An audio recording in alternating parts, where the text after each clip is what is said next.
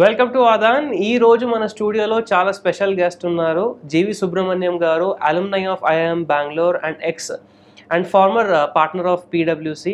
అలానే ఇప్పుడు SEBI registered research analyst కూడా. లాస్ట్ 8 years నుంచి ఈ ఫైనాన్షియల్ మార్కెట్స్లో ఆయన ఎక్స్పీరియన్స్ అనేది ఉంది అనమాట. సో ఆయనతో మాట్లాడి బడ్జెట్ పైన ఎటువంటి ప్రజెంట్ ఈరోజు బడ్జెట్ ప్రజెంటేషన్ ఏదైతే నిర్మలా సీతారామన్ గారు ఫైనాన్స్ మినిస్టర్ గారు ఇచ్చారో దానిపైన సార్ ఒపీనియన్ ఏంటి అన్నది ఈ వీడియోలో మనం అడిగి తెలుసుకుందాం. Hi sir. హాయ్, నమస్తే. నమస్తే sir. Thank you for inviting me. Thank you sir. Aadan media. Sir, మాట్లాడితే ఫస్ట్ బడ్జెట్ గురించి ఒకవేళ మాట్లాడుకుంటే, ఇప్పుడు ఇవాళ బడ్జెట్ ఏదైతే ప్రెజెంట్ చేశారో ఆ బడ్జెట్ పైన మీ ఒపీనియన్ ఏంటి? ఓకే, బడ్జెట్లో చాలామంది చాలా విశేషాలు చెప్పారు టీవీలో. అయితే ఈ బడ్జెట్కి మెయిన్ బేసిస్ ఏంటంటే GDP, gross domestic product. Okay, అక్కడి నుంచి లింక్ చేసుకుంటే ఇది చాలా ఈజీగా అర్థమవుతుంది. ఈ జీడిపి అనేది యాక్చువల్లీ నలుగురు మెయిన్ యాక్టర్స్ ఉన్నారు ఇందులో. మీకు నాలెడ్జ్ సెషన్ లాంటిది ఇది. అందుకని మీరు అది ఎక్స్ప్లెయిన్ చేస్తే నేను మీకు ఈ బడ్జెట్ ఎందుకు వీళ్ళు కొన్ని ఇనిషియేటివ్స్ తీసుకున్నారో మీకు ఈజీగా అర్థమవుతుంది. ఈ నలుగురు హీరోస్ అనుకోండి, 4 పిల్లర్స్ అనుకోండి.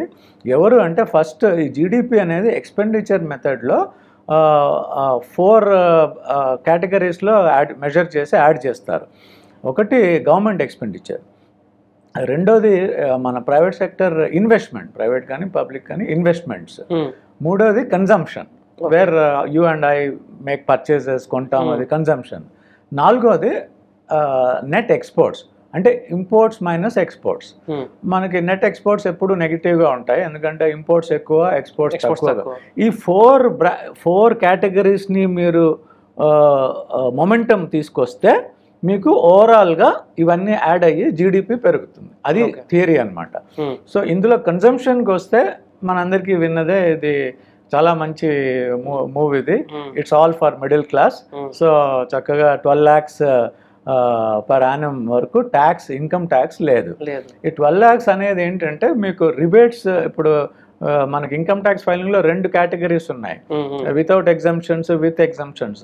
సో మీరు ఆ రిబేట్స్, ఎగ్జంప్షన్స్ క్లెయిమ్ చేసుకునే కేటగిరీలో 12 lakhs మీకు ఇన్కమ్ ఉన్నా కూడా మీకు ట్యాక్స్ ఉండదు.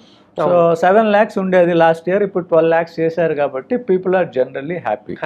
అది ఎందుకు చేశారు అంటే, ఒకటి కన్జంప్షన్ డ్రివెన్ డిమాండ్. ఎకానమీ కొంచెం బూస్ట్ రావాలంటే ఈ 4 పిల్లర్స్ ని బూస్ట్ ఇవ్వాలి. బూస్టర్ డోస్ నేను చెప్పినట్టుగా కన్జంప్షన్కి, ఇన్వెస్ట్మెంట్కి, గవర్నమెంట్ ఎక్స్పెండిచర్కి, నెట్ ఎక్స్పోర్ట్స్, ఇంపోర్ట్స్ మైనస్ ఎక్స్పోర్ట్స్కి బూస్ట్ ఇవ్వాలి.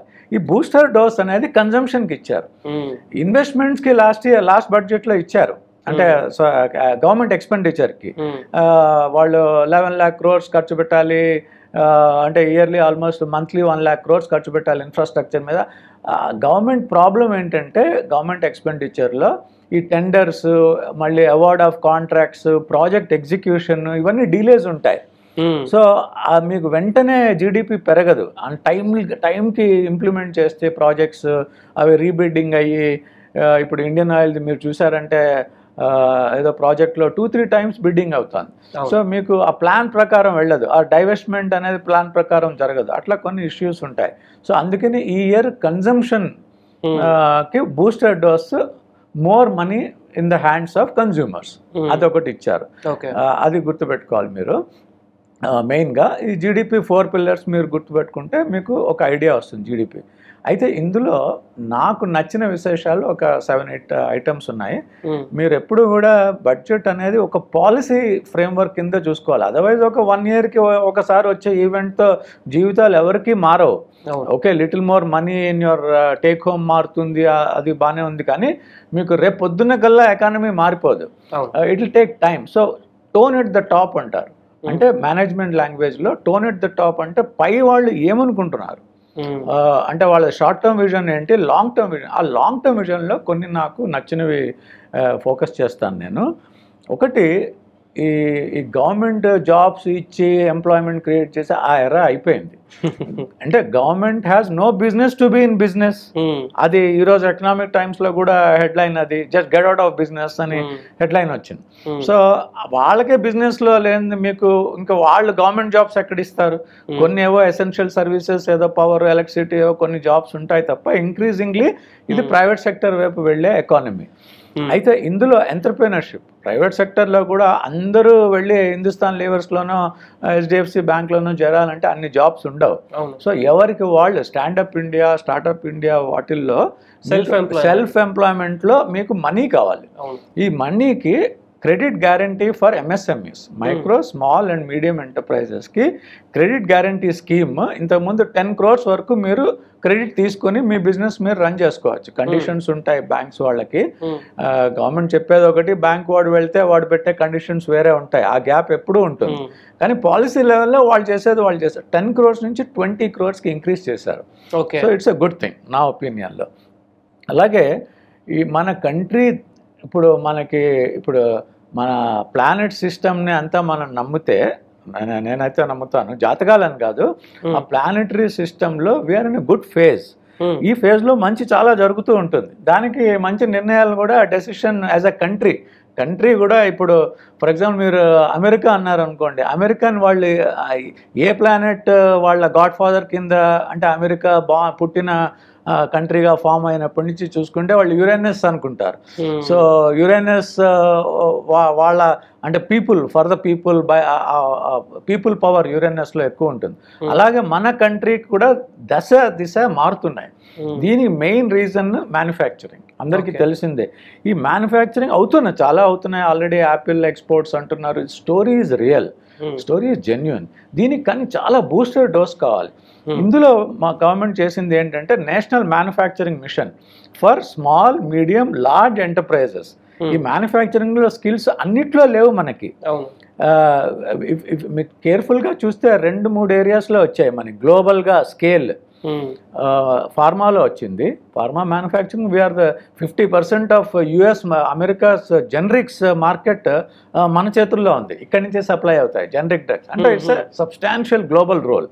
అలాగే ఐటీలో మనకి గ్లోబల్ కాంపిటెన్సీ ఉంది, అఫ్ కోర్స్ సర్వీసెస్. ఇది మ్యానుఫ్యాక్చరింగ్. సో ఈ మ్యానుఫ్యాక్చరింగ్ మిషన్లో అందరికీ హెల్ప్ చేసేట్టుగా మ్యానుఫ్యాక్చరింగ్ మిషన్ క్రియేట్ చేసి దానికి కొంత ఫండ్ ఇచ్చారు. అయితే ఈ స్కిల్లింగ్ కావాలి. ఊరికి మ్యానుఫ్యాక్చరింగ్ స్కిల్స్ మన దగ్గర లేవు. ఇప్పుడు Boeing 707 can you manufacture in India అంటే ఇట్ విల్ టేక్ టైం. వాళ్ళే వస్తున్నారు ఇండియాకి, వాళ్ళ టెక్నాలజీ తీసుకుని. వాళ్ళ దగ్గర టెక్నాలజీ ఉంది, మన దగ్గర లేబర్ ఉన్నారు. సో వాళ్ళు వస్తున్నారు. సో ఇక్కడ మనకి స్కిల్డ్ లేబర్ కావాలి. అందుకని ఈ మ్యానుఫ్యాక్చరింగ్ మిషన్ ఇవి హెల్ప్ చేస్తాయి. So skilling to focus on capacity and capability. Capability skill, capacity అంటే ఎంతమంది స్కిల్డ్ పీపుల్ ఉన్నారు అనేది కూడా. అలా ఐఐటి మీద ఫోకస్ చేసి వాళ్ళకి ఏదో ఫెలోషిప్స్ మీద ఎంకరేజ్ చేసి స్కిల్లింగ్ మీద ఫోకస్ చేసి education, which is the right thinking. ఇవన్నీ పెద్ద పాయింటర్స్. రేపు పొద్దున్న పాకెట్లోకి మోర్ మనీ వస్తుంది మనం అనుకోకూడదు. మోడీ గవర్నమెంట్ ఏం చేశారు అంటే పెద్ద పాయింట్స్లో వాటి వల్ల ఫ్యూచర్ మనకి, మన జనరేషన్, మన నెక్స్ట్ జనరేషన్ పిల్లలకి వాళ్ళ కూడా it's going to do a lot of good. అది ఒక ఇంపార్టెంట్ థింగ్. ఇప్పుడు అలాగే ఈ చాలా మంది పూర్ పీపుల్ ఇంకా గవర్నమెంట్ స్కూల్స్లో ఉన్నారు. వాళ్ళు ఇంకా ప్రైవేట్ సెక్టర్కి వచ్చి ఫీజులు పే చేయలేరు. అందుకని వీళ్ళే గవర్నమెంట్ స్కూల్స్లో రిఫార్మ్ చేద్దామని ట్రై చేస్తున్నారు. 50,000 Atal tinkering labs in 50,000 government schools. Broadband connectivity to all government schools. పాపం కష్టపడుతున్నారు. It's a good gesture. Because మన కంట్రీలో ఉన్న పేదవాళ్ళని మర్చిపోతే మనకు మంచి జరగదు. అందరం కలిసి ఉమ్మడి కుటుంబంలో లాగా డెవలప్ అవుతే వేరియింగ్ డిగ్రీస్లో గ్రోత్ వస్తుంది, అది వేరే. బట్ ఒక సెక్షన్ వెనకబడకూడదు. సో గవర్నమెంట్కి అది బాధ్యత. సో వాళ్ళు అది బాగా చేశారని నాకు అనిపిస్తోంది. తర్వాత ఇప్పుడు ఒక మెయిన్ చేంజ్ గవర్నమెంట్లో ఏముందంటే, ఇంతకుముందు అంతా సెంట్రల్ గవర్నమెంట్ డ్రైవ్ చేసేది. డ్రైవింగ్ సీట్లో వాళ్ళు కూర్చునేవాళ్ళు, అంటే మెయిన్ వాళ్ళు పాలసీ. ఇప్పుడు వాళ్ళకి అర్థమైంది, అంటే మొదటి నుంచి అర్థమైంది. ఒక టైం వచ్చాక ఈ రిలే రేస్లో నేను సెంట్రల్ గవర్నమెంట్ అనుకో, నువ్వు స్టేట్ గవర్నమెంట్ అనుకో, ఆ రిలే రేస్లో నేను నీకు బ్యాటన్ అందించాలి. So that you will run the next leg of the journey. అది స్టేట్స్కి ఇప్పుడు వచ్చింది. స్టేట్స్ చేస్తే కానీ ఇది బాగుపడదు. కరెక్ట్. ఎందుకంటే ఈ environmental clearances 50 clearances single window అంటారు, 100 విండోస్ ఓపెన్ అవుతాయి పర్మిషన్ ఇవ్వాలంటే. అది గవర్నమెంట్ చేతిలో లేదు, స్టేట్ గవర్నమెంట్ చేతుల్లో ఉంది. Because India is a union of states. ఇప్పుడు నేను ఎఫ్డిఐ పెట్టి 25 స్టేట్స్లో manufacturing or what ever licences కావాలి అంటే 25 స్టేట్స్, 25 ఒక్కొక్క స్టేట్లో 25 compliances, I will go mad. So అందుకని వీళ్ళు ఏం చేశారంటే, బాబు మీరు మీ స్టేట్లో ఈజ్ ఆఫ్ డూయింగ్ బిజినెస్ మీ చేతుల్లో తీసుకోండి, ఇన్ఫ్రాస్ట్రక్చర్ మీరు డెవలప్ చేయండి. వీళ్ళేమో స్టేట్ గవర్నమెంట్ వాళ్ళు ప్రతి దానికి ఫస్ట్ డబ్బులు, you know, and everything needs money. So దానికి గవర్నమెంట్ ఏం చేసిందంటే 1,50,000 crores interest free loans to state governments for building infrastructure and other facilities. Interest free loan అంటే అది మీకు సబ్జెక్ట్ టు కండిషన్, బట్ ఎంత ఈజీ మనీ అది. So central government is helping state governments to you know build. ఇప్పుడు మా from my house ఇక్కడ రావడానికి నాకు 1 hour పట్టింది. You know it's infrastructure bottleneck. So there are bottlenecks across the country, across the various states. So state governments have to debottleneck this infrastructure which requires money. కాబట్టి government అది that's a good thing, you know, to more money in the hands of state governments.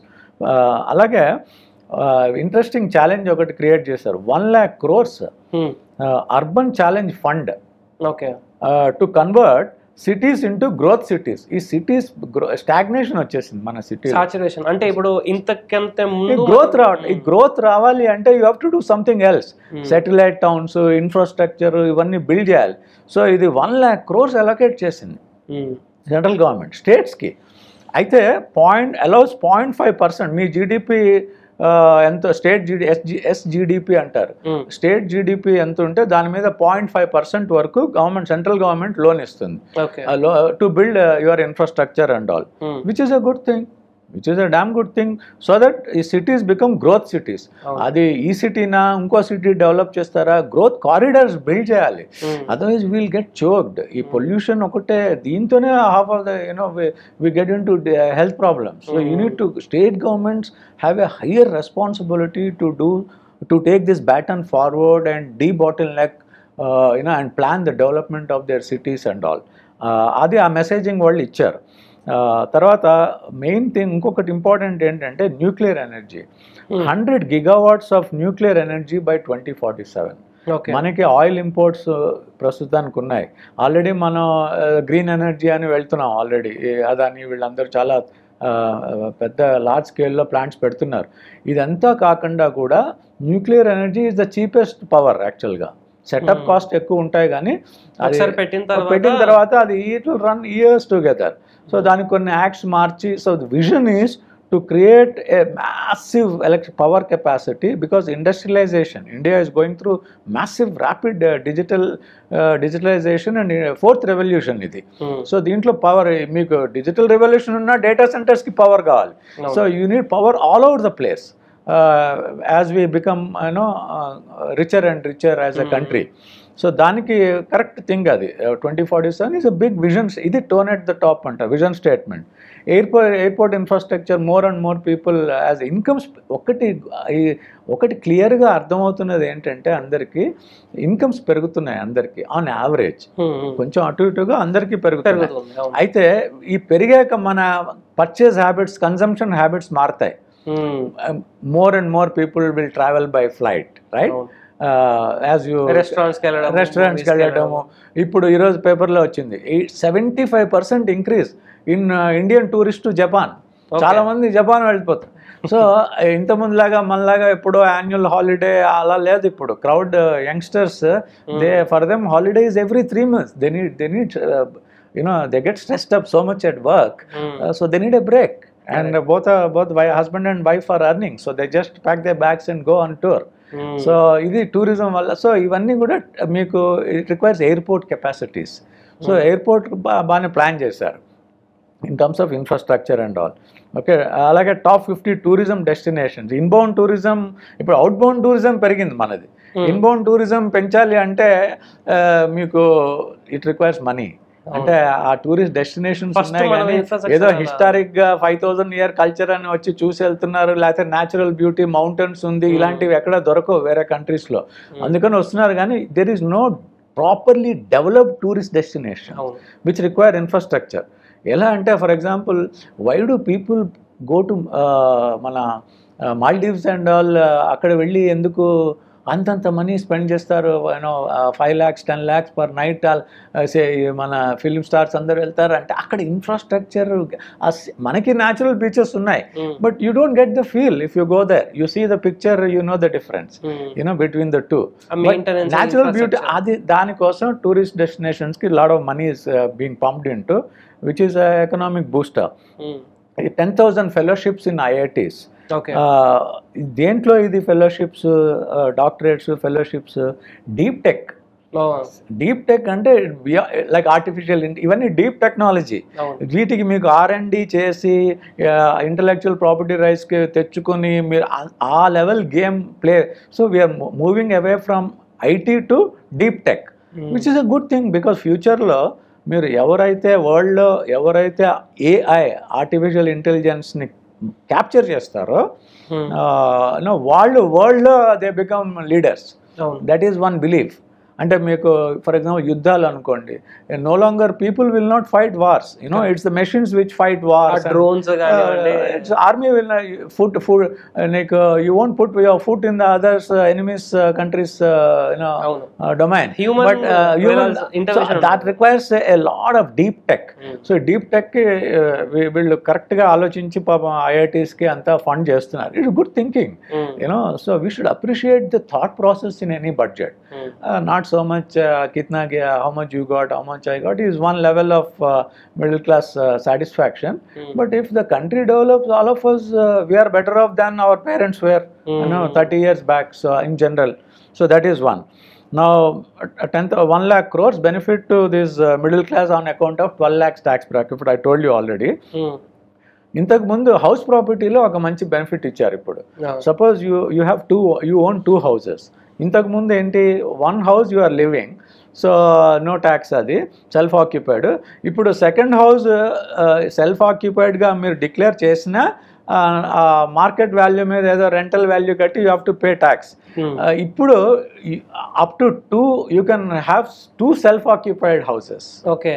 And so that ఇల్లు అద్దెకి ఇవ్వకుండా, అద్దెకిస్తే ఎలాగో tax కట్టాలి rent, అది అద్దెకి ఇవ్వకుండా కూడా సెకండ్ హౌస్ కొనుక్కుని మీరు గెస్ట్ హౌస్గా పెట్టుకున్నా కూడా you don't have to pay tax. Rental income notional. ఇంతకు ముందు ఒకదే ఉండేది, ఇప్పుడు 2 ఇచ్చారు. Some ownership, so you can buy more houses and get it's a good thing little bit for. There's something for everybody. Now TDS on rent, suppose you are a owner, earlier you have to collect TDS the moment your rental value is more than 20,000 per month, 2.4 lakhs. ఇప్పుడు 2.4 lakhs 6 lakhs చేశారు, అంటే 50,000 వరకు మీ tenant దగ్గర TDS cut చేయక్కర్లేదు. So అది కొంచెం ఇదే nice to have feeling and all. Okay, that is one. ఒక్కటి లిమిటేషన్ అండ్ ఒక సిగ్నల్ ఏమిచ్చారంటే 10.1% నామినల్ GDP అన్నారు బడ్జెట్లో. అంటే అది అర్థం అవ్వాలి మీకు. GDP నేను స్టార్టింగ్లో చెప్పినట్టు అది రియల్ టర్మ్స్లో మెజర్ చేస్తారు. GDP అనేది 2 కాంపోనెంట్స్ ఉంటుంది. రియల్ GDP అంటే యాక్చువల్గా మనం ఎంత గ్రో అయ్యాము, ఇన్ఫ్లేషన్ వల్ల ఎంత పెరిగింది, మీకు 2 కలిపితే నామినల్ GDP వస్తుంది. అంటే వీళ్ళు 10.1% GDP అంటున్నారంటే ఇన్ఫ్లేషన్ ఒక 4% ఉంటే రియల్ GDP 6% ఉన్నట్టు. రియల్లో మనకి ముఖ్యం GDP ఇంత. అయితే ఇన్ఫ్లేషన్ 5-6% అయితే GDP 5% అయినా రియల్ GDP. సో ఎక్కడో మనకి బాటిల్ నెక్స్ ఉన్నాయి ఇంకా. దానివల్లనే ఈ బడ్జెట్లో ఈరోజు ఒక గుడ్ న్యూస్ వచ్చింది అనుకోవచ్చా? సో నెక్స్ట్ బడ్జెట్కి వచ్చేసరికి ఒక GDP కూడా మనకి ఎక్కువగా చూసే అవకాశాలు ఉన్నాయి. GDP is a combination of so many world factors, like net exports ఉంది, ఆయిల్ ప్రైసెస్ పెరిగి మన ఇంపోర్ట్ బిల్ పెరిగిపోతే మైనస్ ఫిగర్ వస్తుంది అక్కడ. ఇన్వెస్ట్మెంట్స్, ఇప్పుడు private sector very smart guys, వాళ్ళు ఇట్లా మనకి వికసిత్ భారత్ 2047 అంటే ఎవరు ఇన్వెస్ట్ చేయరు. వాడికి as a plant he has got a capacity utilisation, demand. వాడి బిజినెస్ అంటే వాళ్ళ బిజినెస్ పెరిగి డిమాండ్ పెరుగుతుంది, కెపాసిటీ కన్స్ట్రెంట్ వస్తుంది అంటేనే ఇన్వెస్ట్ చేస్తారు వాళ్ళు. గవర్నమెంట్ ఇన్వెస్ట్మెంట్ ఏమో slow process. So we have constraint based optimization అంటారు. సో ఈ కన్స్ట్రెయింట్స్లో some stage we will cross. అది ఎస్కేప్ వెలాసిటీ లాగా ఎక్కడో వచ్చి ఆ పజిల్లో అన్ని ప్లేయర్స్ పజిల్ సాల్వ్ అయిపోతుంది. అది ఒక డికేడ్ మనకి we may get a rapid growth also. But ఈ డీబాటిల్నింగ్స్ అన్ని తీయాలి. ఈ 25 స్టేట్స్కి వెళ్ళి లైసెన్సెస్ అప్రూవల్స్ తీసుకోవాలంటే జపనీస్ ఇమాజిన్ వాళ్ళకి ఒక కంట్రీ చైనాకి వెళ్తే ఒక చోట లైసెన్స్ క్లియర్ చేసుకుంటే బిజినెస్ స్టార్ట్ అయిపోతుంది. ఇక్కడ నేను వచ్చి 25 స్టేట్స్లో చేయాలి. So there are bottlenecks. అవన్నీ ఫెడరల్ స్ట్రక్చర్లో అంత ఈజీ కాదు, but we are trying our best. But runway ఎక్కువ ఉంది మనకి, 20 year రన్వే ఉంది కాబట్టి ఈ 1-2 yearsలో అవ్వంది కూడా 3rd yearలో అవ్వచ్చు, స్లోగా రెగ్యులేషన్స్ మార్చి అట్లా. So these are some and substance of a few things I liked in the budget. It's a tone at the top. But one thing is clear, మన ఎకానమీ $400 billion ఉండేది. ఇప్పుడు లిబరలైజేషన్ 1991లో, అంటే 23 years back. చూస్తూ 400 billion కాస్త 4 trillion దగ్గరకు వచ్చేస్తున్నాం. So that is 10 times. So ఈ 10 times in 23 years, ఈ 10 times మళ్ళీ మీకు ఇంకో 23 years వేసుకుంటే 2047 అవుతుంది రఫ్లీ వికసిత్ భారత్. మీకు మళ్ళీ 10 times imagine what will be India's economy. So మీకు 10 into 4 30 trillion 25 ఆ రేంజ్లో అయితే వెళ్తాం. అంటే మరి మేజర్ డిస్టర్బెన్సెస్ రాకుండా ఉంటే. So we are picking up speed. So అందుకనే ముఖేష్ అంబానీ గారు మొన్న కూడా అన్నారు, ఈ గ్రోత్, ఈ మొమెంటం అనేది ఎవరు చేస్తున్నారో అనేది తెలియదు, కానీ అందరూ కలిసి చేస్తున్నాం కాబట్టి మీకు ఆ మొమెంటం మీకు కూడా ఫీల్ అవుతారు. సో ఇది ఆపలేరు, ఎందుకంటే everybody has got animal spirits. అందరూ స్టార్టప్స్, స్కేలప్స్. ఇన్ఫ్యాక్ట్ ఒక ఇంట్రెస్టింగ్ పాయింట్ ఏంటంటే 2023లో somewhere I read, of course this has to be verified, యూనికార్న్స్లో ఎవ్రీ 5 daysకి ఒక యూనికార్న్, ఒక బిలియనర్ డెవలప్ అయ్యాడు ఇండియాలో. Every 5 days, man, that is a big world record. And imagine what sort of, okay, so excess valuations ఉండొచ్చు, but success rate of unicorns is also very high. Startups లో చాలా succeed అవుతున్నాయి. Huge 150 crore population itself is a market, mouth watering. మీకు ఒక చిన్న humorous example చెప్తాను. Israeli వాడు ఇండియాకి వస్తే నేను ఒకసారి ఎప్పుడో అడిగాను, ఇంతకుముందు నా ఎస్టరియస్ కార్పొరేట్ లైఫ్లోనే, what did you like in India అంటే, yeah the beautiful mountains and sceneries and all, we love it. One thing it is your country is never ending man. మా కంట్రీలో సైకిల్ వేసుకుని 5 kilometers దాటితే బార్డర్ వచ్చేస్తుంది. You know versus for us here, that is our strength now. We are a massive country with massive population. Now our time has come. So positivity ఒకటి లైఫ్లో ఎప్పుడూ పెట్టుకోవాలి. ఎవరో వచ్చి మనకి హెల్ప్ చేయకుండా, you have to get there on your own is the best thing that at an individual level we have to follow, and take whatever the government gives and take it, and then you watch it from the sidelines. There's nothing much we can do beyond these things. Thank you so much. చాలా మంచి విషయాలు తెలియజేశారు sir. మొత్తానికి మీరు చెప్పింది విన్నాక ఒక positive vibes create అయ్యాయి. యాజ్ అ కంట్రీ మన భారతదేశం ముందుకెళ్తుంది. నిజంగానే 2047 కల్లా మనం $30 to $40 trillion ఎకానమీని క్రియేట్ చేసుకున్నాము అంటే అందరూ ముందుకెళ్తారు. సో ఇలాంటి ఇంట్రెస్టింగ్ వీడియోస్ కోసం మన ఛానల్ చూస్తూ ఉండండి. Thank you sir. Thank you very much.